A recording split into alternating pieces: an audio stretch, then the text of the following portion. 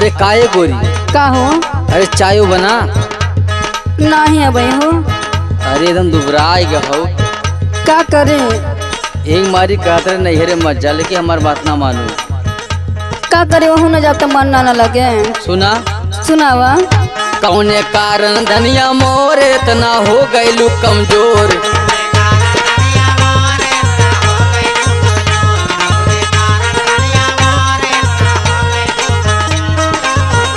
कौने कारण धनिया मोरे इतना हो गईलू कमजोर के बमरलेस के गरियौलेस नाई हरवा में।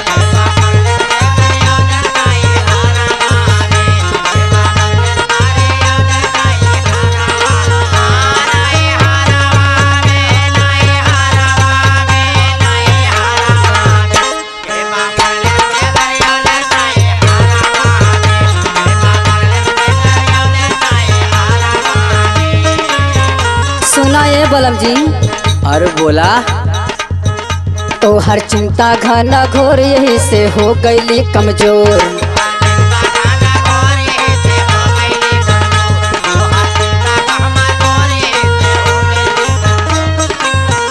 तो हर चिंता घना घोर यही से हो गईली कमजोर। काहे रखले बड़ा राजा सवतनिया ना।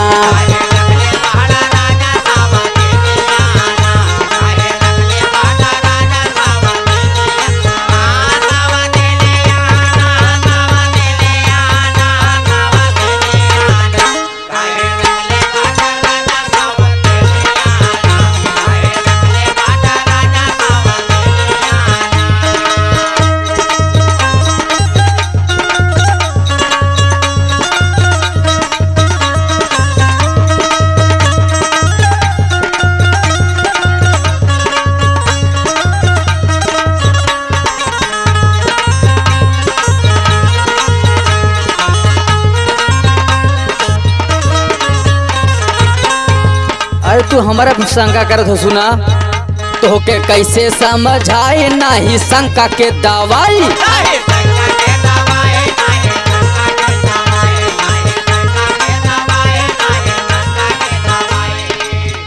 तो के कैसे समझाए नहीं शंका के दवाई। नाचन वालन के न कवन गुजरवाना। अच्छा ये बात बा। आहो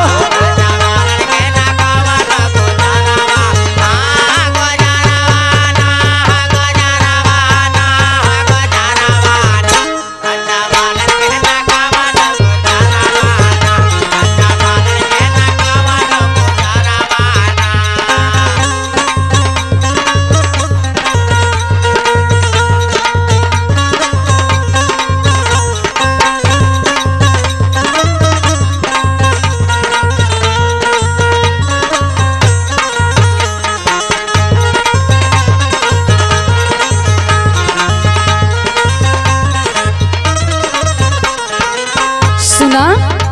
बोला हो। आधी आधी रात ले तू कहाँ रहला हो? अरे ऑफिस में जाए थे। कहाँ रहा काम धाम न कर कहाँ जाए थे? सर्वेश के यहाँ जाए थे, त्रिलोकी के यहाँ जाए थे। अच्छा हाँ कहाँ रह थे? सुना। बोला। हमके जीन बहकावा कहाँ रहला तू बतावा।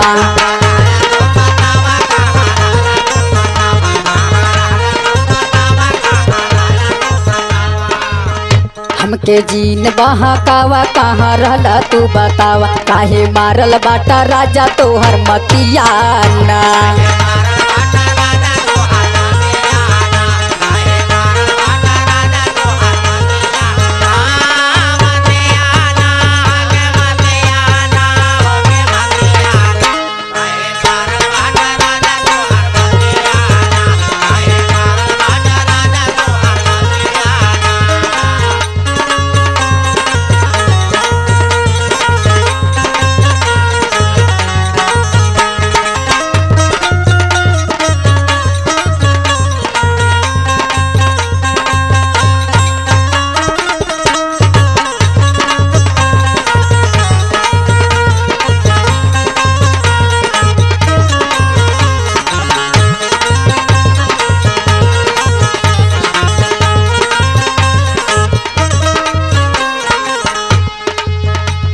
कहा तो कहाँ रहा था हाँ और तुम्हारा लगा था कि धनंजय संग दारू पी था तू तो लगता हला। और पंकज के संग जन बेंजू बजावत हन। हाँ सुना का बाटे टेंशन बारी यार बतिया माना तू हमार। अच्छा